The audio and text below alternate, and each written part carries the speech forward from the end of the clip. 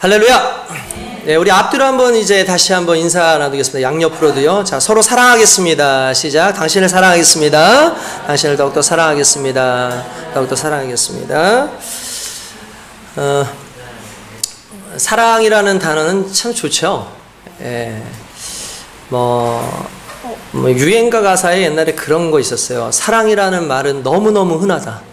그래서 너에게만은 하고 싶지 않지만 달리 말을 할 게 없어서 사랑한다고 한다. 이런 유행가 가사가 있습니다. 이 사랑에 대해서 표현할 때 가장 적당한 말이 아닌가라는 그런 생각을 해요. 우리가 사랑이라는 것을 얘기하지만 사랑해 너무 흔하잖아요. 단어가 너무 흔하잖아요. 이제 누구나 다 사랑 얘기하고 우리가 평생 살아가면서 사랑이라고 하는 단어만큼 많이 듣는 이야기가 있을까 싶을 만큼 사랑이 흔합니다. 오늘 우리가 보고 있는 고린도전서 13장도 우리가 흔히 우리가 그 시편 23편 여호와는 나의 목자시니 그 말씀만큼이나 가장 성도들이 잘 알고 있는 말씀이고, 그리고 믿지 않는 사람들까지도 이 사랑에 대해서 이야기할 때 고린도전서 13장을 이야기할 만큼 이 사랑에 대해서 구체적인 것을 나타내고 있는 말씀이죠. 그러나 흔하게 읽는 말씀이지만 실제로 그 속에 숨겨져 있는 참된 뜻을 성도들이나 일반적인 사람들이 잘 모르고 있다는 것이 상당히 가슴 아프다라는 거예요. 그래서 오늘은 우리가 과연 사랑은 무엇이냐, 그리고 사랑은 누가 할 수 있는 것이냐에 대해서 한번 좀 살펴보는 그런 시간을 갖도록 하겠습니다. 우리가 흔히 믿음 안에 사는 사람들의 삶은 좀 긍정적이어야 된다라고 이야기를 하죠. 그래서 긍정적이어야 된다. 긍정을 이야기합니다.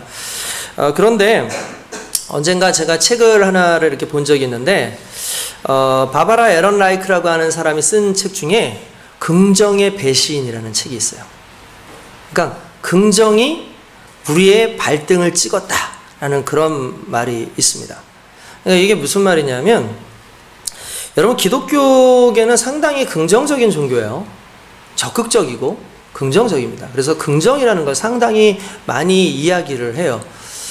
이 바바라 에런 라이크가 자기가 그 유방암으로 인해서 고통을 당하던 그 시기에 병원을 갔는데 거기에 환우들이 많이 있지 않습니까? 그때 그 환우들에게 의사들이 오고 간호사들이 와서 끊임없이 그 얘기를 해요. 자, 우리 긍정적으로 생각합시다.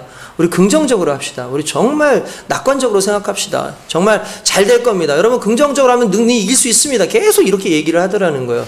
근데 모든 사람들이 그렇게 얘기를 하고 이제 이 사람들도 그래 긍정적으로 한번 해보자. 긍정적으로 해보자 라고 했는데 몇몇 분들이 돌아가셨어요. 그러니까 사람들이 순간 어떤 분위기가 나오냐면, 긍정적으로 하면 살 수 있어 라고 했으니까 이건 다른 말로 하면 이 죽음의 책임은 네가 부정적이었기 때문이야 라고 나오는 거예요. 그러니까 긍정적이면 살 수 있는데 결국은 죽은 이유는 그 더 긍정적이지 못했다라는 얘기밖에 안 되는 거예요. 이게 상당히 큰 충격으로 온 거예요. 그래서 이 사람이 스스로 생각을 하기를, 우리가 너무 긍정이라는 단어를 주문처럼 쓰고 있다.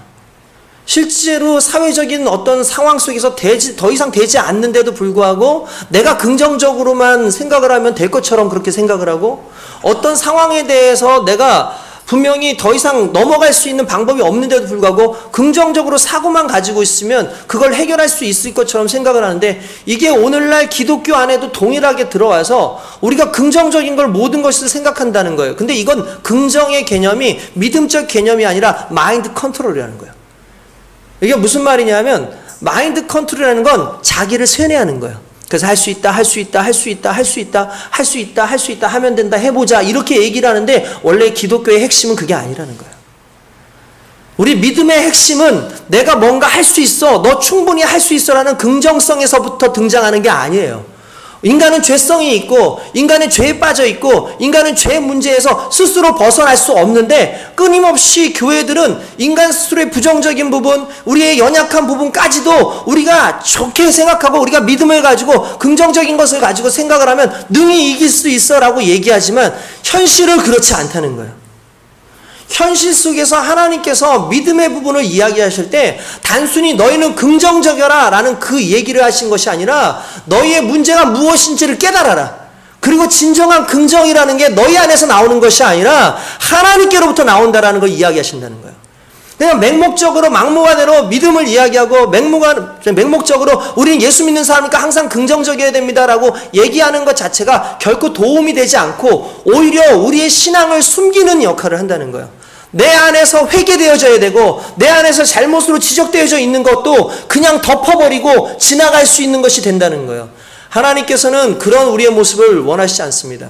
하나님께서 갖는 우리에 대한 마음은 용서하는 마음이에요. 무슨 말이냐면 하나님은 용서할 마음이 있어요. 하나님은 우리를 용서할 마음이 있어요. 자, 우리가 자녀들을 봅니다. 그리고 자녀들을 볼 때 자녀들을 용서해 줄 마음을 가지고 있어요. 근데 조건이 하나 필요해요. 뭐죠? 자녀가 다가와야 돼요. 그리고 회개해야 돼요. 내가 이렇게 잘못했어요 라고 할 때 때리지 않아요. 왜냐하면 이미 용서할 마음을 가지고 있기 때문에. 그 용서한 마음을 가지고 있는 부모는 그랬구나, 너 힘들었겠다, 내가 너를 사랑해, 내가 너를 용서해 라고 얘기를 하죠. 그런데 중요한 건 이 아이가 분명히 잘못했어요. 내가 용서할 마음도 있어요. 그리고 이 아이에 대해서 나름대로 긍정적 요소를 가지고 있어요. 근데 이 아이가 그 얘기를 안 해요. 자기가 죄지었다는 얘기를 안 해요. 회개하지 않아요. 그리고 너무 자연스럽게 넘어가는 거예요. 너무 자연스럽게 웃으면서 넘어가는 거예요. 너무 자연스럽게 이 상황을 넘어가면서 헤헤 웃는데, 중요한 건 만약에 제가 부모라면 아이를 용서할 준비를 하고 있고 이 녀석이 언제 얘기를 하나 하고 있는 상황에서 그렇게 얘기하지 않는 그 순간에 내 마음, 그러면서 애가 대충 넘어가려고 얼렁뚱땅 넘어가려고 하는 그 순간에 아마 분노가 나올 것 같아요. 그럼에도 불구하고 용서할 마음은 있겠죠. 여러분, 제가 왜 이 이야기를 하냐면 우리 크리스찬들이 대부분 이런 식이에요. 우리가 삶 가운데 분명히 죄를 짓고, 우리가 삶 가운데 연약함을 가지고 살고, 우리가 삶 가운데 우리의 나약함을 가지고 하나님 앞에 나날이 죄를 짓고 문제를 가지고 살아가는데, 주일날 오면 그 문제의 해결과 그 문제의 해결과 그 문제를 놓고 하나님 앞에 내가 문제가 있는 사람입니다, 내가 연약한 사람입니다를 고백하기보다는 그 모든 걸 그냥 웃음으로 덮어버리고, 기도로 그냥 덮어버리고, 그냥 말씀으로 덮어버리는 그냥 그 모습으로만 있고, 긍정적으로 우리가 바라보면 이 모든 문제와 환난에서부터 나는 벗어날 수 있어 라고 착각한다는 거예요. 신앙의 가장 기본적인 건 십자가를 붙잡는 겁니다. 신앙의 가장 기본적인 건 십자가를 붙잡고, 그 십자가를 붙잡고 나서 회개하는 거고, 그 십자가를 붙잡고 그리스도 예수 안에 나의 모든 것을 내려놓는 그 작업이 곧 회개예요. 그리고 나서 그리스도 예수의 은혜가 우리 가운데 왔을 때 진정한 긍정이, 진정한 적극성이 그 안에서 나타나게 되는 줄 믿습니다. 그리고 그것은 주님의 사랑입니다. 저와 여러분들이 그 사랑 안에 거할 수 있길 주님의 이름으로 축원드립니다. 여러분들, 우리가요 크리스찬으로서 마인드 컨트롤하는 신앙생활로 살면 안 돼요. 철저하게 나의 부족함과 연약함을 내려놓고 기도하고, 하나님 내 부족함입니다, 연약함입니다, 기도하고 하나님께서 알았어, 내가 너 그 문제 해결했으니 더 이상 고민하지 마 라고 하면 그제서야 기쁜 거예요. 그제서야 행복한 거예요. 그제서야 감사한 거예요. 여러분, 무거운 짐을 가지고 살아가는 모든 성도들에게 먼저 부탁드리긴 내려놓으십시오. 주님 앞에 회개하시고 주님 앞에 철저하게 내가 내려지는 그 상황 속에서 하나님께서 주실 것을 기대하면서 온전히 살아가는 저와 여러분들 되시길 주님의 이름으로 축원드립니다. 우리가 많은 교회들이, 한국 교회가 부흥을 하는 모든 시기에 놀랍게도 믿음을 강조했어요. 상당히 믿음을 강조했어요. 믿음으로 우리가 살 수 있다, 복을 받을 수 있다, 이 모든 것을 강조하던 그 시기가 있었어요. 놀랍게도 믿음을 강조하던 그 시기에 부흥의 놀라운 역사가 일어났어요. 믿음. 그렇지, 믿음이 너무 중요하니까 너무나 강조되는 그 순간에 부흥의 놀라운 역사가 진짜 실제로 막 일어나서, 오늘 한국교회가 얼마나 발전했는지 아시죠? 한국교회가 진짜 부흥했어요. 이 놀라운 역사가 실제로 많이 일어났습니다. 그런데 재미있는 통계를 냈는데, 믿음을 많이 이야기하고 부흥, 교회의 성장, 그리고 이제 목사님들의 스타일에 따라서 이제 어떤 기적, 축복을 얘기하는 많은 사람들이 사용하던 성경이 대부분 구약이더라는 거예요. 왜 그러냐면 구약은 실질적인 복이 나와요. 그러니까 복이라는 개념이 구약에 자주 나와요. 그래서 내가 너에게 복을 주겠다, 내가 너에게 복을 주겠다, 복이라는 얘기가 계속 나와요. 복이라는 개념이. 그래서 복이 개념이 딱 보니까 실제로 잘 사는 거야. 구약에서는 실제로 오래 사는 내용이 나오고요. 실제로 자녀들을 많이 낳는 것이 복이고 실제로 복이라는 것이 현실 쪽에서 상당히 많이 드러나요. 근데 신약으로 딱 넘어오잖아요. 복의 내용이 바뀌어요. 신약에서의 복은 너희가 나를 위해서 핍박을 받아? 그럼 복이 있어. 너희가 나를 위해서 굶주려? 그럼 너희가 복이 있어. 너희가 이런 어려운 가운데서 살고 있어? 그러면 복이 있어. 라고 하면서 복의 내용이 현실과는 전혀 동떨어진, 어떻게 보면 우리 삶 가운데 고난 속에서 살아가는 그 모습을 복이라고 얘기를 하시는 거예요. 그러니까 많은 분들이 복에 대해서 설명을 하고 복에 대해서 설교를 하려니까 구약 얘기를 많이 해주면 상당히 편해요.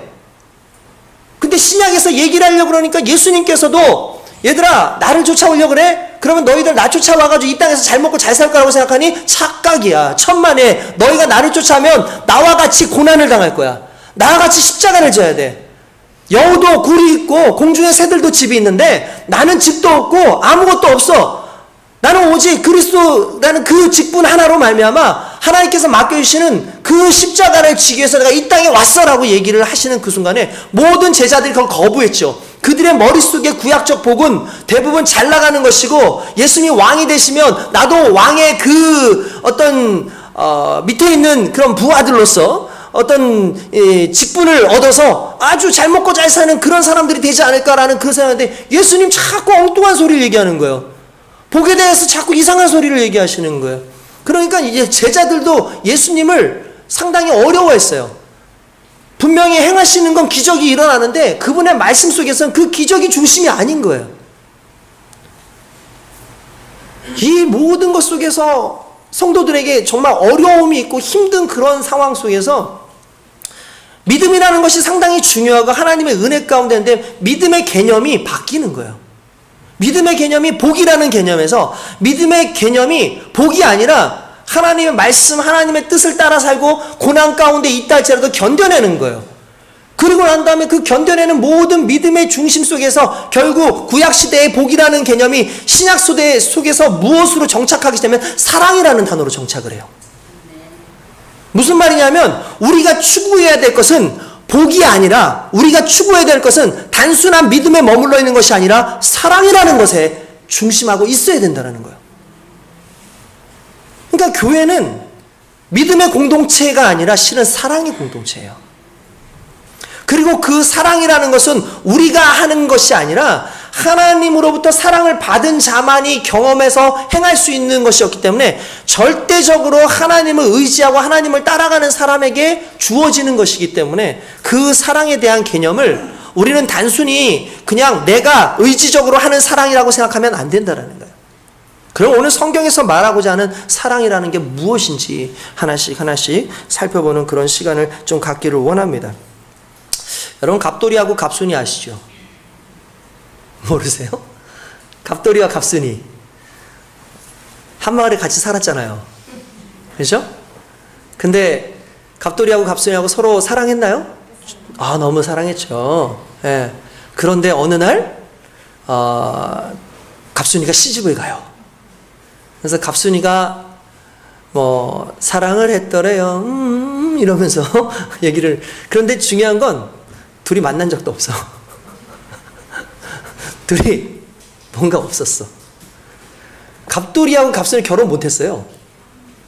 아시죠? 그래서 왜 결혼을 못했냐니까 어떤 목사님이 그러더라고요. 동성동본이라고. 갑씨 아니냐고, 갑씨. 갑돌이하고 갑순이 아니냐고. 동성동본이다. 이거 형제 아니냐. 우리나라에도 그 동성동본이 아직 저기 있죠. 그래서 한번 풀어준 적이 있었어요, 옛날에. 지금은 어쩐지 모르겠는데 옛날에 한번 동성동본인데 모르고 결혼을 한 거예요. 근데 결혼 안 되는데 어떻게 이미 살았는데 그러니까 결혼 이게 안 올라가는 거예요. 이게 이제 호적도 같이 맞춰야 되고 주민등록 이것도 해야 되는데 이게 안 되는 거예요. 그래서 혼인신고가 안 되니까 정부에서 한번 동성동본 한번 풀어준 적이 있었어요. 그래서 신고하라고. 그래서 그때 결혼했던 이제 분들이 꽤 있어요. 제가 지금도 기억을 합니다. 근데 동성동본이라서 결혼하는 게 아니죠. 나중에 이제 갑돌이도 너무나 화가 나서 또 장가를 갑니다. 근데 갑돌이도 첫날 밤에 달을 보면서 울었더래요. 뭐 이러면서 내용이 나와요. 달 보고서 늑대도 아닌데 그냥 너무나 슬퍼가지고 울었는데, 여러분 늑대를 우습게 보면 안 됩니다. 아시죠? 늑대는 일부 일천거 아시죠? 늑대가 그래요. 그래서 그러니까 바람둥이를 늑대라 그러면 안 돼. 늑대를 욕하는 거야. 근데 결국 왜 그랬냐면 이거예요. 표현하지 못했어요. 나 너랑 결혼했으면 좋겠어. 나 너 사랑해. 라고 표현하지 못한 거예요. 결국 슬픔, 이 사랑이 이루어지지 않은 건 표현되지 않은 거예요. 저는 이게 상당히 우리에게 중요한 그런 메시지를 던진다고 생각하는데, 사랑이 사랑으로 삶 속에서 성도들 가운데 표현될 때 그게 사랑이에요. 그러니까 사랑이 표현되지 않기 때문에 그게 사랑이 아닌 거죠. 저는 그리고 이 사랑에 대한 문제를 뭐라고 얘기하고 싶냐면은, 사랑은 어린아이가 할 수 있는 게 아니에요. 사랑은 장성한 자만이 할 수 있어요. 왜냐하면 어린아이의 심령 속에서의 그 사랑의 개념은 항상 이기적이에요. 그래서 여러분 애들이 항상 엄마한테 얘기하거나 아빠한테 얘기할 때 뭐라고 하냐면 나는 내가 이렇게 얘기를 하죠. 항상 주어가 나예요. 그리고 목적어도 나예요. 나에게 나를 이렇게 얘기를 해요. 그러니까 어린아이들에게 있어서는 경험이 많지가 않죠. 그러니까 더 사랑을 할 만한 경험이 없어요. 그러다 보니까 아이들이 표현할 수 있는 그 사랑의 한계는 항상 그 우리가 생각하는 그 사랑의 한계를 뛰어넘지 못하는 거죠. 그러니까 성경에서 말하는. 그래서 오늘 본문 말씀에 보면은 여러분들 11절에 보면은 이렇게 나와요. 내가 어렸을 때 말하는 것이 어린아이 같고 깨닫는 것이 어린아이 같고 생각하는 것이 어린아이 같다가 장성한 사람이 돼서 어린아이의 일을 버렸노라, 이렇게 되어 있어요. 그러니까 무슨 말이냐면 어렸을 적의 생각과 어렸을 적의 마음과 어렸을 적의 그 행동의 그 모습을 사랑이라고 말할 수 없는데, 중요한 건 장성하고 나니까 사랑을 해요. 근데 사랑의 아픔도 있어요. 사랑의 이타적인 것도 있고, 사랑의 고통이 뭔지도 알고, 그 사랑이 얼마나 소중한 것인지, 심지어 사랑에 목숨도 거는 거예요. 이게 어린아이가 아닌 어른에게서만 가능한 건데, 신앙적인 부분도 마찬가지라는 거예요. 여기서 말하는 사랑이라는 건 에로스가 아니지 않습니까? 그냥 남녀 간의 사랑이 아니잖아요. 여기는 끊임없이 아가페라는 단어가 나와요. 아가페. 사랑은 아가페. 여러분들 사랑에 대해서 4가지를 설명해 드린 적이 있었어요. 그래서 첫 번째는 여러분 아시겠지만 필레오라고 하는 친구 안에 그 우정을 사랑이라고 하죠. 그리고 에로스라고 하는 사랑이 있어요. 그게 뭐죠? 그거는 남녀 간의 사랑이에요. 그런가 하면 스톨케라고 하는 게 있는데, 이거는 자식을 사랑하는 부모의 마음이에요. 그런데 성경에, 이 성경 안에는 그 단어가 나오지 않아요. 오직 무슨 단어만 나오면 아가페라는 단어를 쓰는데, 당시 시대에 아가페라고 하는 이 단어를 쓸 때는 신적 사랑이었어요. 이건 이타적 사랑이에요. 그러니까 신적 사랑, 무조건적 사랑. 그러니까 하나님이 인간을 사랑하실 때의 그 사랑이라는 게 나오는 거예요. 그러니까 여기서 나오는 그 사랑에 대해서 우리에게 얘기를 하시는데, 우리에게 너희가 사랑을 해야 될 때, 그때 사랑을 해야 할 때 조건이 있어요. 그게 뭐냐면 신적 능력을 소유할 때에만 가능한 사랑인 거예요. 그러니까 여러분, 사랑은 외형적으로 먼저 하기 전에 그리스도 예수 안에서 하나님의 사랑을 경험한 사람만이 사랑을 할 수 있어요.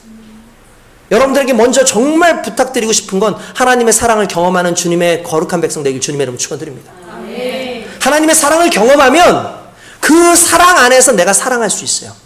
하나님의 사랑을 경험하면 내가 이기적으로 나를 바라보는 상황이 아니라 하나님의 은혜를 내가 어떻게든지 교회 안에서 믿음 안에서 많은 사람들은 함께 누리고 싶어하는 그 사랑의 모습이 자연스럽게 발생할 수 있다는 거죠. 저와 여러분들이 그 사랑 안에 있기를 주님의 이름으로 축원드립니다. 그래서 어린아이의 사랑과 어른의 사랑은 상당히 다르다라고 볼 수가 있죠. 여러분, 그 엄마하고 아줌마의 차이가 뭐죠? 엄마하고 아줌마의 차이. 그죠? 우리 엄마는 엄마고 남의 엄마는 아줌마죠. 근데 그냥 간단하게 구분을 하더라고요. 내가 아는 엄마는 나를 위해서 존재해요. 근데 내가 아는 아줌마는 나를 위해서 존재하지 않아요. 일반적인 아줌마들이 모여있을 때 사람들이 아줌마들 모여있다 그러거나 아저씨들 모여있다 그러면 뭔가 좀 느낌이 좀 그렇죠. 대부분 아줌마나 아저씨라는 그 개념은 상당히 좀 이기적 개념이에요. 그리고 내가 바라볼 때 나하고는 전혀 상관없는 존재로서 느껴지는 거예요. 근데 엄마는 철저하게 나를 위해서 희생해요. 엄마는 철저히 나를 위해서 존재하죠. 네. 이게 사랑의 다른 개념인 거죠. 어떻게 보면은 철저하게 다른 개념이라고 볼 수가 있어요. 근데 그 속에서 느껴지는 건 결국 뭐냐면 진정한 사랑, 느껴지는 사랑, 표현되어지는 사랑은 자기를 위한 것이 아니라 철저하게 이타적인 부분이에요. 엄마는 내게 이타적이지만 아줌마는 내게 이기적이에요. 전혀 나를 배려하지 않아요. 하나님의 사랑은 철저하게 이타적입니다. 당신의 모든 걸 내어주시기까지 우리를 사랑하셨던 그 사랑이 하나님의 사랑이라는 거죠. 그 사랑이 내 속에 있을 때에만 말 그대로 온전한 사랑이 우리 가운데 나타나게 되는 줄 믿습니다. 우리가 그럼 오늘 나오는 그 사랑에 대해서 몇 가지만 한번 좀 짚어볼게요. 잠깐 강혜식으로 살짝. 내가 사랑, 자, 한번 1절 읽어봅시다. 시작. 내가 사람의 방언과 천사의 말을 할지라도 사랑이 없으면 소리나는 구리와 울리는 꽹과리가 되고. 그렇습니다. 자, 이 고린도전서 13장은 논란이 많았던 장이에요. 왜 그러냐면 여러분 바울이 썼어요. 바울이 썼는데 바울 그러면은 무엇으로 생각하냐? 믿음이 생각나요. 바울은 믿음의 사도예요. 믿음의 사도. 그러면 사랑의 사도라고 일반적으로 불리는 사람이 누굴까요? 맞아요. 사도 요한이었어요. 사도 요한은 사랑이라는 단어를 입에 달고 살았어요. 그가 말하는 그 사랑이라는 말 한마디에 성도들이 울고 막 웃고 했으니까 나이가 한참 들어서 100세가 다 된 그 노 사도가 단위에 올라와가지고 설교를 하는데 아무런 설교도 하지 않고 그냥 형제들이여 서로 사랑하세요. 형제들이여 서로 사랑하세요 하면 다 울었대요. 다 울었대요. 옆에 사람 부둥켜하면서 울고 미워했던 사람한테 가가지고 미안하다고 얘기를 하고 그 정도였어요. 그냥 이 사람은 그냥 말 안 하는 것만으로도 그냥 사랑이 그냥 확 왔을 정도니까 대단한 그런 사람이었다고 볼 수 있죠. 근데 바울은 사랑이라는 단어를 잘 쓰지 않는 사람이에요. 그런데도 이 13장에 사랑이라는 걸 너무 정확하게 써서 이 바울이 정말 이 장을 썼을까라고 고민할 만큼, 왜냐하면 바울은 아시겠지만 총각이었잖아요. 총각이었단 말이에요. 그러니까 결혼을 안 한 사람이기 때문에 이 사랑에 대한 개념을 정확하게 얘기할 수 있을까라는 걸 이제 상당히 고민하면서 이거는 후대에 나중에 어떤 사람들이 여기다가 편집을 해서 집어넣은 것 아니냐라는 그런 얘기까지 많이 있었는데 결론은 뭐냐면 이거였어요. 하나님께서 주신 이 간단히 그렇죠. 바울이 가지고 있는 그 사랑의 개체는 철저하게 하나님을 통해서 경험되어진 사랑이었다. 그래서 이건 지식적인 사랑이 아니고 어떤 나름대로의 관념적인 통속적인 사랑이 아니라 자신이 경험한 하나님께서 주신 그 사랑을 고스란히 녹여놓은 것이 바로 이 사랑이다라고 얘기하죠. 그러면 왜 하필이면은 이 13장을 이 안에 썼느냐? 이 당시에 고린도 교회가 사랑이 없었던 교회예요. 그러니까 전에도 여러분들도 말씀하셨지만 고린도서라든지 이런 서들 사랑의 이야기도 나오고 이 고린도서가 상당히 좋은 얘기가 많이 나와요. 여기 보면은 막 은혜에 대한 사랑의 예언, 또 은사 얘기 나오고 부활에 대한 내용도 나오고 막 이렇게 나와요. 자, 여러분 봅시다. 한 가지 물어봅시다. 문제가 없는 아이들한테 말을 많이 하나요? 지적을 하나요? 거의 지적을 안 해요. 그죠? 대부분 그냥 좋은 말로 하는 게 아니라 그냥 막 사랑의 교제를 하죠. 교제를. 근데 대부분 문제가 있는데 난단 일일이 하나씩 지적을 해요. 그죠? 고린도 전서가 쓰여진 목적은 고린도 전서에 문제가 있기 때문이에요. 근데 그 중에서 가장 큰 문제가 뭐라고 여겼냐면 사랑이 없음이었어요. 결국 성도들 간에 사랑 없음이요. 왜냐하면 고린도전서는 특별하게 은혜가 많이 나타나고 은사가 많이 나타났던 교회입니다. 그래서 사람들이 웬만하면 다 방언을 해요. 웬만하면 다 예언을 하고 능력이 나타나는 거예요. 그런데 그 능력을 가지고 그 예언을 가지고 뭐라는 줄 아십니까? 돈을 벌어요. 그 예언을 가지고 그 능력을 가지고요 다른 사람들을 비방해요. 시기해요. 그래서 내 능력이 제 능력보다 더 뛰어나. 내 은사가 저 사람의 은사보다 더 뛰어나. 이런 자랑하고 있는 거예요. 그러니까 교회가 어떻게 되겠습니까? 문제가 나는 거죠. 교회에 가면 기쁨이 있어야 되는데 교회 가니까 기쁨이 없어요. 화만 나요. 교회에 가면은 서로 자기가 잘났다고 막 그렇게 하고 있는 모습 속에서 결국 이 교회에 모든 것이 있다 할지라도 결국 하나가 없는데 그게 사랑이었던 거예요. 그리고 바울은 그렇게 얘기하죠. 결국 우리 인생 가운데 가장 필요한 건 사랑이고 교회 안에 필요한 게 사랑인데 그 사랑이 없으면 아무것도 아니야 라고 이야기를 하고 있다는 거예요. 여기서 방언과 천사의 말이 뭐겠습니까? 너희가 방언을 하고 천사의 말을 할 정도의 그러한 영역도 있고 엄청난 능력이 있다 할지라도 사랑이 없으면 그건 소리나는 구리와 울리는 꽹과리가 되고 그랬어요. 여러분 이게 소리나는 구리와 울리는 꽹과리가 어떤 내용이냐면 그 당시에는 지금처럼 이렇게 키보드 치고 무슨 이런 기타 있는 그런 시대가 아니잖아요. 그러니까 불어봤자 무슨 뭐 이런 걸 친다든지 아니면 뭘 치는 걸 거예요. 근데 여러분 요걸 다 걷어내고 구리 아시죠? 구리하고 꽹과리를 계속 일정하게 계속 때린다고 생각해 보세요. 쨍쨍쨍쨍쨍쨍쨍쨍쨍쨍쨍쨍쨍쨍 여기서 제가 챙챙챙챙챙챙챙 여러분 이거는 소리가 아니라 뭐죠? 소음이에요. 소음이죠. 그렇지 않습니까? 당시의 음악이 무슨 막 박자 리듬감 그게 아니라 계속 치는 거예요. 똑같은 박자로 계속해서 치는 거예요. 그러니까 거기에 다른 악기가 붙으면서 그나마 이게 의미가 있는 거예요. 그런데 그런 거 없이 이걸 계속 친다고 생각을 해보십시오. 예언이 뭘로 들리는 거예요? 소음으로 들리는 거예요. 바울은 이걸 얘기했어요. 너희의 예언, 너희의 방언 그거 소음이야. 사랑이 없기 때문에 소음이야. 예언이든 무엇이든 그 안에 사랑으로 해야 되는데 그렇지 않은 거예요. 오늘날 기독교계에 많은 예언을 하는 분들이 어떻게 하느냐면 예언을 할 때에 너 이렇게 있으니까 문제 있어. 너 이렇게 있으니까 문제 있어라고 계속해서 그렇게 막 겁을 주고 뭐 조금 있으면 문제가 생길 거라고 그러고 막 그렇게 얘기를 해요. 사랑이 없어요. 그 영혼에 대한 사랑이 없어요. 하나님이 그 영혼을 사랑하신 데가 아니라 네 문제 생겼으니까 이제 심판하신다. 이거에만 집중을 둬요. 이건 예언이 아닌 거죠. 고린도가 그랬단 말이에요. 예언을 막 해요. 이쪽 저쪽에서 막 예언을 하고 방언을 막 하고 막 방언 통변했다는 사람이 얘기하는데 한사건하면 네 죄들 다 죄를 지적하는 거야. 간단하게 말해서 뭐 전병승 너 어떤 죄를 지었지? 너 누구 무슨 죄를 지었지? 너 방영원 너 무슨 죄를 지었지? 김민정 너 무슨 죄? 이런 얘기만 하고 있는 거예요. 그 안에서 죄를 다 까발리니까 사람들이 상처가 되겠습니까? 안 되겠습니까? 상처가 되는 거죠. 그러니까 교회가 완전 난리가 난 거예요. 그때 바울은 이런 얘기를 하죠. 너희가 할 수 있지만 덕을 위해서 하지 마. 너희가 이렇게 할 수 있지만 유익하지 않으니까 하지 마.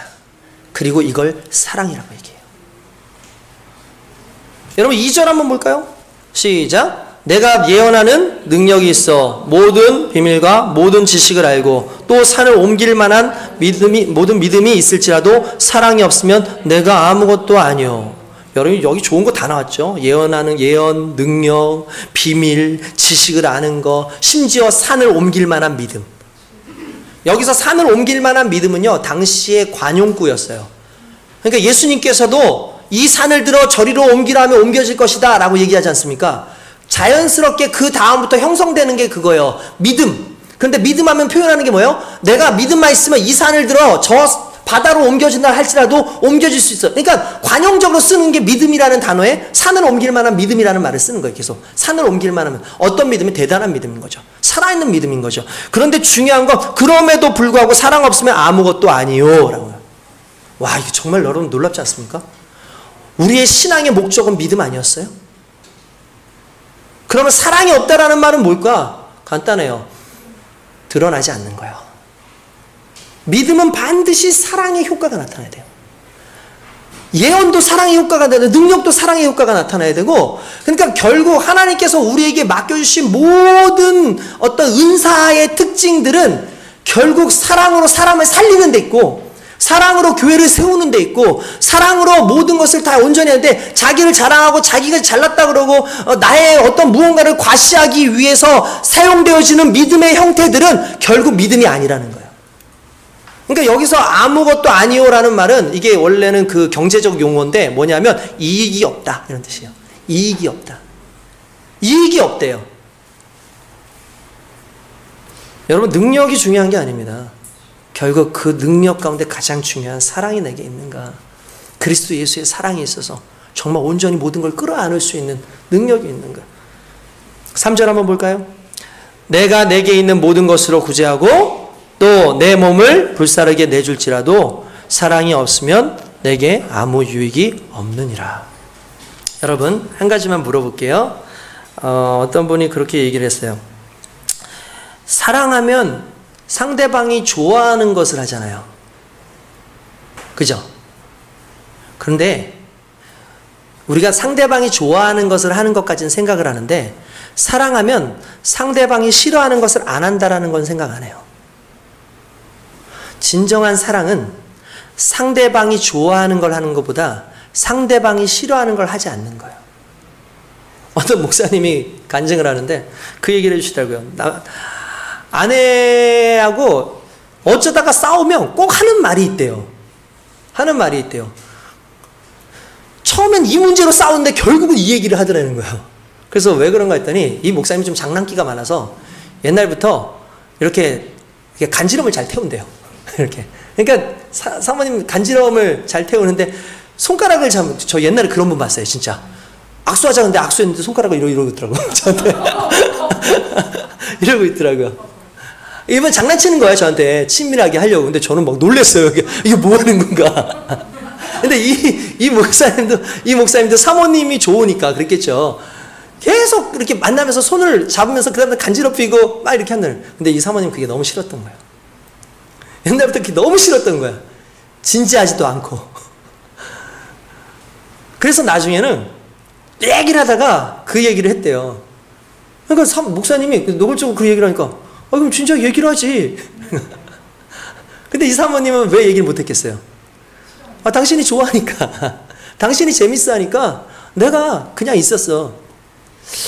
여러분 사랑의 배려는요 좋아하는 걸 해주는 데 있는 게 아니라 그가 싫어하는 걸 안 하는 데 있어요. 기독교의 사랑은 특별히 그래야 돼요. 내가 그 사람한테 좋은 걸 해주지만 내가 그 사람이 싫어하는 것을 계속해서 같이 하고 있다면 이건 사랑이 아니라는 거예요. 그래서 사랑에는 절제가 필요한 거예요. 그래서 사랑에는요 배려가 필요하고 사랑이라는 것은 정말 나름대로 그 사람을 향한 그 가슴 속에 그 사람이 좋아하는 것보다 그 사람이 싫어하는 것을 하지 않기 위해서 철저하게 나를 버리는 그 작업이 필요한 거예요. 이게 중요한 거죠. 하나님은 우리에게 그런 사랑을 요구하시는 거예요. 내 몸을 구제해주고 불사르게 내어줬어요. 그게 그 사람이 원하는 거예요. 그 사람이 좋아하는 거예요. 근데 정작 그럼에도 불구하고 그 사람을 향한 그 사람이 정말 싫어하고 아파하고 괴로워하는 그 부분에서 생각지 않으면 그건 사랑이 아니라는 거예요. 우린 좋아해 주는 것만 하면 된다 그러잖아요. 우리 엄마가 꽃 좋아하지? 알았어, 내가 생일 때 꽃 줘야지. 그런데 하는 짓은 맨날 엄마를 힘들게 하는 짓을 해. 그럼 효도냐고요? 아니죠. 내 남자친구가 이런 거 좋아하는데 내가 이거를 했어. 근데 그 여자친구가 하는 어떤 행동이 상당히 싫어. 근데 그걸 고치지 않는 상황에서 뭔가를 해. 남자친구 좋아할 수가 없죠. 반대로 여자친구도 똑같은 상황 아니겠습니까? 결국 사랑은요 그런 거예요. 이타적일 때 특별히 내가 그 사람을 위해서 좋아하는 것도 좋아하지만 그 사람이 싫어하는 것을 절제할 수 있고 내가 안 할 수 있는 것. 이게 사랑의 특징이에요. 그러니까 그걸 원했던 거예요. 너희도 그렇게 뭐 헌신 얘기하고 너희 정말 많은 성도들한테 사랑 얘기하지만 자세히 보니까 너희들 저 성도가 이걸 좋아해서 한다고 하지만 이거 하나 잘해놓고 나서 그 사람 싫어하는 10가지를 하고 있더라. 이거 가증스러운 거야 라고 얘기하는 거죠. 그거 가짜야 라고 얘기합니다. 그러면서 1절부터 3절까지가 나름대로 어떤 요약 부분이면 그 다음부터 하나씩 나와요. 사랑은 뭐하고요? 오래 참고. 뭐라고요? 오래 참고. 사랑은요 참는 거예요. 참아줄 수 있어야 돼요. 하나님이 우리를 그렇게 참았어요. 하나님이 지금도 여러분들을 참고 있어요. 하나님께서 지금도 저를 참고 계세요. 제가 생각을 해봐요. 하나님 나 얼마나 화가 나실까? 내가 목회자로 살고는 있지만 하나님 보시기에 또 여전히 온전히 목회자로 살지 못하는 내 부분에 대해서 얼마나 화가 나실까? 왜 주님이 2000년 전에 오시지 않고 아직까지 오시지 않은 줄 아십니까? 우리를 참으시는 거예요. 우리를 참으시는 거예요. 참으시는 거예요. 끝까지. 그래서 사랑은 참는 겁니다. 또한 사랑은 온유한 거예요. 여기서 온유함이라 하는 것은요, 부드럽고 착하고 잘해주는 게 온유함이 아니고, 온유라는 개념은요, 야생마 있지 않습니까? 야생마가 막 달려오는데 그걸 길들여가지고 사람이 타요. 요때 다 쓰는 단어가 온유예요. 그러니까 성경에서 온유라는 단어의 뜻이 이런 뜻이에요. 요걸 뭐 잘 쓰는 말로 순치된다라고 얘기하죠. 그러니까 아주 사나운 맹수를 잘 길들여가지고 이렇게 부드럽게 만드는 걸 보고 온유함이라고 그랬어요. 근데 그 온유함이 무엇이겠어요? 온유함은 약하기 때문에 나타나는 게 아니에요. 강한 사람이 오히려 온유해질 때 그게 진정한 온유인 거예요. 깡패가 때리는데 맞고 있는 게 온유함이에요? 아니죠. 누군가를 때릴 수 있고 내가 힘이 있는데도 불구하고 때리지 않아요. 그를 보다듬어줘요. 그게 온유함이에요. 그러니까 온유함이라는 건 누가 할 수 있는 거냐면 실제로 강한 사람이 할 수 있는 거예요. 약한 사람은 온유함이 있을 수가 없어요. 분노하죠. 오히려 강한 사람만이 온유해질 수 있고 강한 사람만이 자기를 길들일 수 있는데 이 강함이 사랑의 힘이에요. 성경은 그것을 이야기하고 있다는 거죠. 또한 시기하지 아니하며. 그렇죠. 왜 그렇습니까? 사랑하면 비교하지 않습니다. 시기는 비교예요. 비교에서부터 나타나요. 내가 이 사람과 내 남편과 저쪽 집 남편을 비교해 보니까 우리 남편이 마음에 안 들어. 화가 나. 근데 저 여자를 보니까 시기가 나. 나는 이런 재능이 없는데 저 친구는 저런 재능이 있어. 볼 때마다 시기가 나. 여러분 중에 혹시 자식이 나보다 더 잘생겼다고 시기하는 분 있나요? 임집사님이 시기하시나요? 유아 자식? 아, 저희 안 하죠. 없어요. 서성준 집사님 정말 잘생겼잖아요. 화나시죠? 왜 저게 나보다 잘생겼지? 그러지 않나요? 사모님 예원이 이쁜데 시기하세요? 왜 저기 나보다 이쁘지? 어? 안 나요. 왜요? 사랑하니까. 비교하지 않죠. 절대적이죠. 애가 못생겼든 잘생겼든 그거하고 상관없어요. 그것 때문에 시기하지 않아요. 왜냐하면 사랑하니까. 사랑은 시기하지 않습니다. 사랑은 비교하지 않아요. 사랑이라는 것은 어떠한 나의 어떠한 부분에 드러내는 부분에 있는 것이 아니기 때문에 그렇다는 거죠. 또한 그것과 함께 나가는 게 뭐냐면 사랑은 자랑하지 아니하며. 여러분 우리가 자랑할 게 무엇입니까? 도대체 뭘 자랑합니까? 사랑은 자랑하지 않아요. 나를 드러내지 않아요. 막 사랑하는 사람 앞에 가서 나 막 이랬다 안 하죠. 오히려 그 사람을 높여주기 위해서 다 하지 않습니까? 누가 그런 얘기 하잖아요. 사랑은 빠지는 게 아니다. 만약에 내가 어떤 여자한테 확 빠졌다. 그러면 꽃뱀일 가능성이 높습니다. 내가 어떤 남자한테 확 빠져가지고 표현하지 못하고 있다. 그러면 아시죠? 발 쓰는 사람. 가능성이 상당히 높아요. 바람둥이일 가능성이 상당히 높아요. 왜냐하면 사랑하면 그럴 가능성이 있다는 거예요. 어떤 분이 얘기를 하시더라고요. 그런데 진짜 사랑을 하면요. 그 사람을 통해서 자기를 발견한대요. 아, 나는 뭘까? 저 사람을 바라보면서 나를 생각하는 거예요. 내가 저 사람을 위해서 무엇을 해줄 수 있을까? 내가 저 사람을 위해서 어떻게 얼마만큼 할 수 있을까? 내가 저 사람한테 어떤 존재가 될 수 있을까? 자기를 발전시켜요. 그러니까 이거는 무슨 자랑의 개념이 아닌 거예요. 막 자랑하는 개념이 아닌 거예요. 빠져가지고 거기에 대한 그런 개념이 아니라 철저하게 자기를 뒤돌아보고 자기를 생각하는 이 부분에서 있다는 거죠. 저와 여러분들의 사랑이 그런 사랑이기를 원합니다. 할렐루야. 자랑하지 맙시다. 교만하지 마세요. 사랑은 교만하지 않습니다. 사랑하는 사람 앞에서 교만할 수 있습니까? 교만하지 않죠. 저와 여러분들은 교만하지 않았으면 좋겠습니다. 무례히 행하지 않습니다. 여러분 무례히 행하지 않아요. 무례하지 마십시오. 서로에 대해서 무례하지 마십시오. 함부로 하지 마십시오. 불의하다는 게 무슨 의미겠습니까? 그의 존재를 업신여기는 거예요. 사랑은 철저하게 이타적입니다. 그의 존재를 높여주는 데 있는 거예요. 자기 유익을 구하지 아니하고 성내지 아니하고 악한 것을 생각하지 아니하고, 특별히 이 부분에서 성내지 않는 것. 여러분, 오늘날의 사람들이 분노를 상당히 많이 해요. 조금만 문제만 터져도 분노해요. 이유가 뭐죠? 억눌려 있어요. 또한 내가 뭔가를 해야 되는데, 내가 뭔가를 이루고 싶은데 중요한 건 그게 이루어지지 않을 때 상당히 분노가 나와요. 나의 견해와 또는 나의 이익과 또는 내가 생각하는 어떠한 그런 부분에서 그것이 제대로 되지 않을 때 나타나는 그 분노, 이 분노가 그 사람을 죽여요. 여러분, 이 분노에 대해서 자기를 관리하지 못하면 사랑하지 않는 겁니다. 악한 것을 생각하지 않죠. 불의를 기뻐하지 않죠. 진리와 함께 기뻐하죠. 여기서 진리는 예수님이 진리라고 하는데 그 진리를 말하는 게 아니라 말 그대로 하나님의 말씀에 비춰서 살아갈 때 옳은 것들, 그걸 말하는 거예요. 그러면 이 말은 무슨 말이지? 지금까지 나와 있던 게 뭐지? 이 모든 거에 딱 대입을 하면 사랑 대신에 딱 들어갈 단어가 하나가 있어요. 예수. 한번 읽어봅시다. 예수를 넣어서 한번 읽어봅시다. 지금까지. 자, 여러분 보세요. 4절부터 시작. 예수는 오래 참고, 예수는 온유하며 시기하지 아니하며, 예수는 자랑하지 아니하며 교만하지 아니하며 무례행하지 아니하며 자기 유익을 구하지 아니하며 성내지 아니하며 악한 것을 생각하지 아니하며 불의를 기뻐하지 아니하며 진리와 함께 기뻐하고 모든 것을 참으며 모든 것을 믿으며 모든 것을 바라며 모든 것을 견디느니라. 누가? 예수님이. 소름 돋지 않습니까?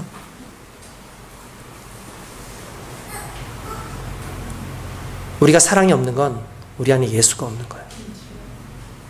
우리가 사랑이 없는 건 우리 안에 예수에 대한 감격이 없기 때문이에요. 그 예수 그리스도의 생각, 그 사랑이 내 인생을 지배하지 않으면 이러한 사랑은 등장할 수가 없는 겁니다. 그래서 결국 모든 것을 참는 것, 모든 것을 믿는 것, 이렇게 쭉 하다가 결국은 13절에 보니까 그럼 즉 믿음, 소망, 사랑, 이 세 가지는 항상 있을 것인데 그 중에 제일은 사랑이라 라고 나오죠. 여러분, 왜 사랑이 중요하냐면 믿음은요 언제까지 가지고 있으면 돼요? 주님 만날 그때까지 가지고 있으면 돼요. 그죠? 그래서 주님 그러시죠. 내가 다시 올 그때에 이 믿음 가지고 있는 사람을 볼 수 있겠느냐? 라고 말씀하셨어요. 그죠? 소망은 언제까지 가지고 있어요? 이루어질 때까지 가지는 거예요. 그런데 사랑은 이루어진 이후에도 계속 가야 돼요. 그러니까 믿음, 소망, 사랑은 영원히 있는데, 너희 인생 가운데 영원히 있는데, 주님 만날 때까지 같이 있는데, 주님 만나고 나면 이제 믿음은 사라져. 왜? 주님 믿는다는 개념은 보면은 대체되는 거예요. 보는 것으로 사라졌어요. 주님을 봤으니까. 소망이라는 것은 이루어지면 끝나는 거예요. 우리가 천국, 영원한 천국을 만났어요. 끝났어요. 근데 사랑은 그때부터 시작되는 거예요. 하나님과의 영원한 사랑이 천국에서 계속 지속되는 거죠. 여러분, 결혼을 하기 전에 너무나 기쁘잖아요. 행복하잖아요. 막 행복하죠. 결혼하는 과정이 너무, 결혼하기 전까지가 너무 연애하니까 좋고 하잖아요. 그래서 결혼을 했어요. 그럼 끝났나요? 그때부터 필요한 게 사랑이에요. 실제로 그때부터 시작되어지는 게 사랑의 전쟁이에요.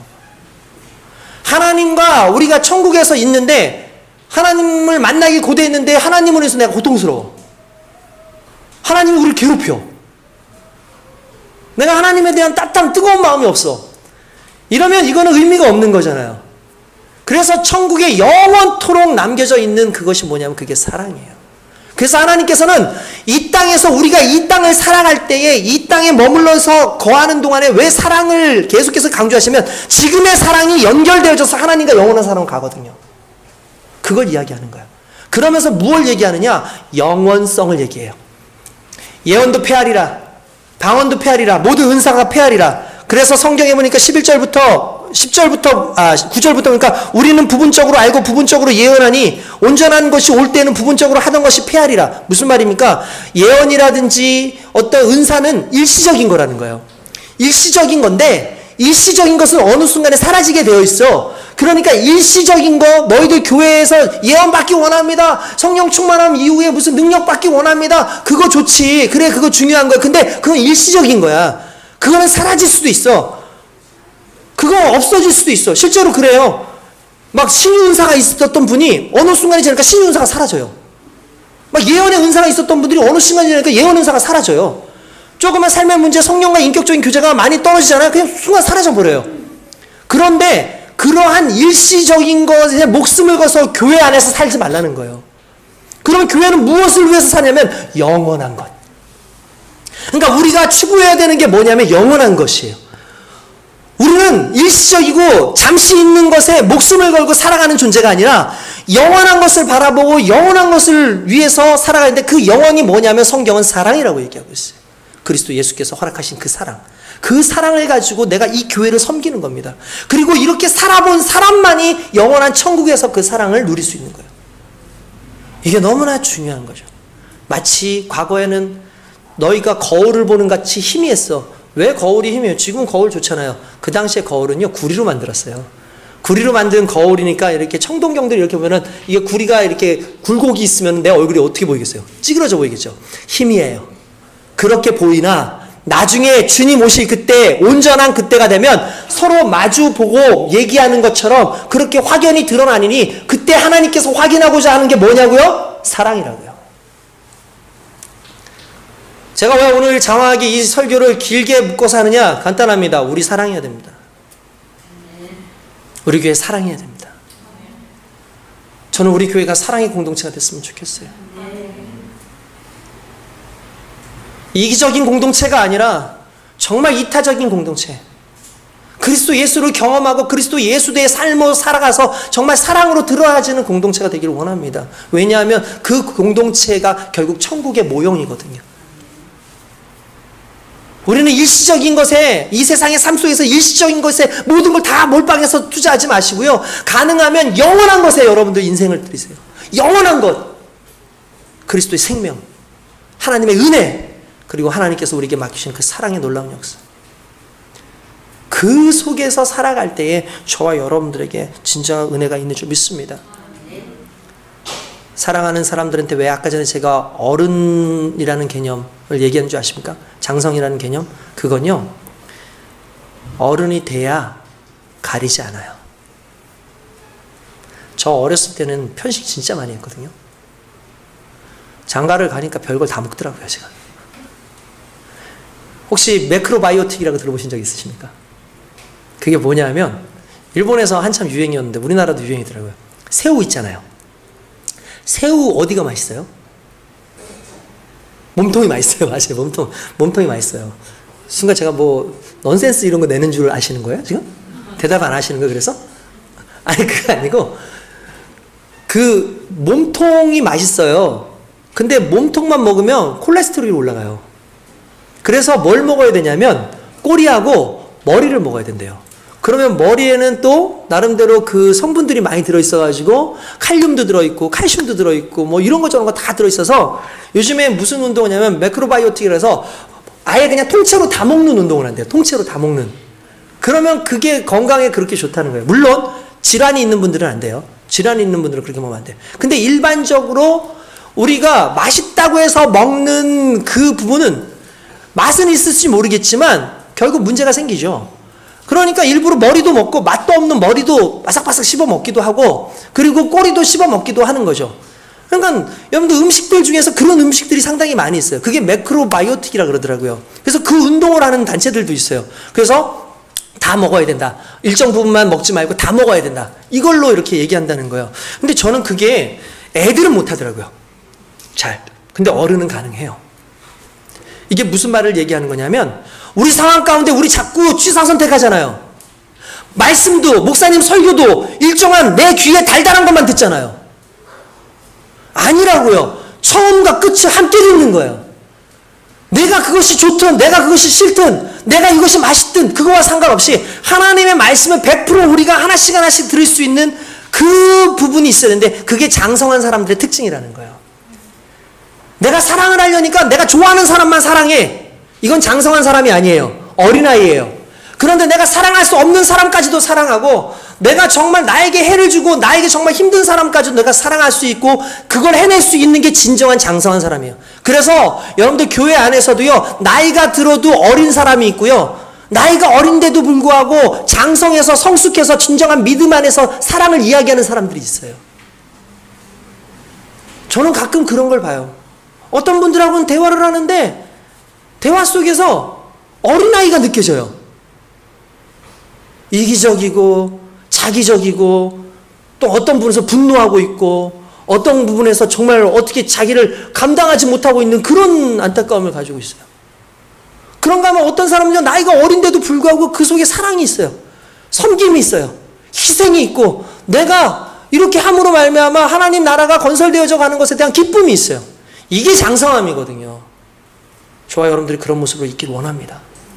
진정한 사랑, 그건 장성한 사람만이 할 수 있는 거예요. 하나님은 어린아이와 같은 그러한 삶으로 사는 것이 아니라 진정한 장성함에 이르러서 하나님의 영광 안에 영원한 삶을, 영원한 것을 지향하는 그 인생 살기를 원하고 계신 줄 믿습니다. 저와 여러분들이 그렇게 살기 원해요. 모든 걸 다 합시다. 모든 걸 다 하나님 앞에 영광 돌립시다. 좋은 것만 하려고 그러지 마세요. 아, 난 고난 있는 삶을 싫어. 왜요? 고난이 필요해요. 그래야 우리가 생생해져요. 아, 난 이렇게 희생하는 거 싫어. 아우, 나 지금 먹고 살기도 힘든데. 아니에요. 희생해 보세요. 그 희생 속에서 하나님께서 주시는 그 희생을 경험할 수 있어요. 하나님의 마음을 경험할 수 있어요. 그리스도 예수의 은혜를 경험할 수 있어요. 그래야 진정한 사랑이 무엇인지 발견하게 됩니다. 할렐루야. 실은 제가 오늘 아침에 오는데 설교를 놓고 왔어요. 설교 용지를 놓고 왔어요.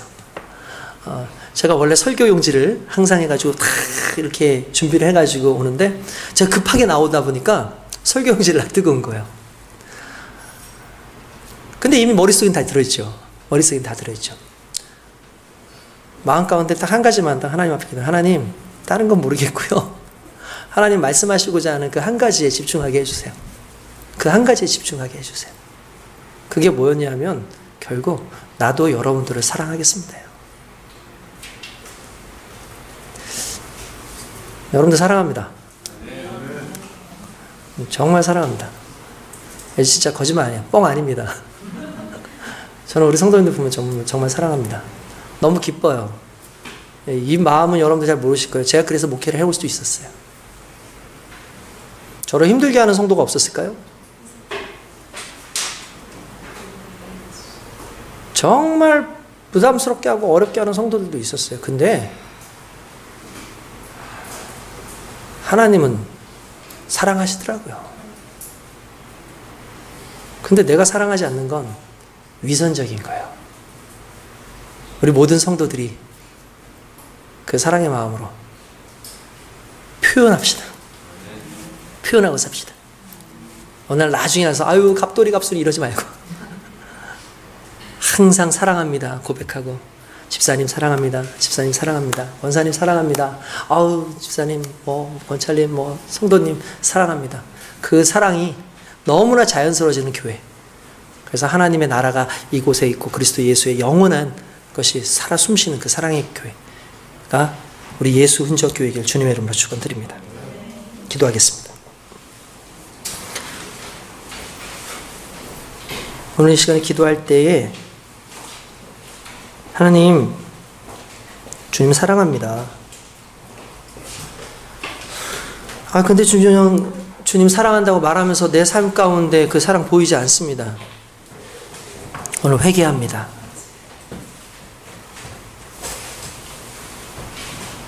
먼저 그리스도 예수의 사랑을 경험케 하여 주시옵소서. 그리고 그 사랑의 삶이 내 삶 가운데 드러나게 하여 주시옵소서. 얼마 전에 우리 집에서 향긋한 냄새가 났습니다. 집에 들어가 봤더니 애엄마가 난리가 났습니다. 우리 애가 아빠가 아끼는 향수병을 깨트렸다는 거야. 그래서 화를 내지 않았습니다. 왜냐하면 집에 들어오자마자 너무나 냄새가 좋았어요. 그리고 그 향기가 한 일주일을 넘게 가더라고요. 한 가지 깨달은 게 있습니다. 향수병이 깨져야 향수 냄새가 온 집안을 다 진동시키는구나. 내 안에 예수 사랑, 예수 향기 가지고만 있으면 안 됩니다. 내가 깨져야 됩니다. 내가 완벽하게 깨져서 와장창 박살이 날 때 내 삶 가운데, 우리의 가정 가운데, 우리의 직장 가운데, 우리의 교회 가운데 그리스도의 향기가 나타납니다. 우리를 깨트려 주시옵소서. 진정 주님을 붙잡는 인생이라는 건 결국 내가 깨져야 됩니다. 나는 사라지고 그리스도만 드러나는 진정한 사랑의 백성들. 사람들이 나를 볼 때 내가 아니라 내 안에 그리스도의 사랑을 기억하는 그런 인생들 될 수 있도록 인도하여 주시옵소서. 우리 시간에 주님 한번 부르고 같이 기도하겠습니다.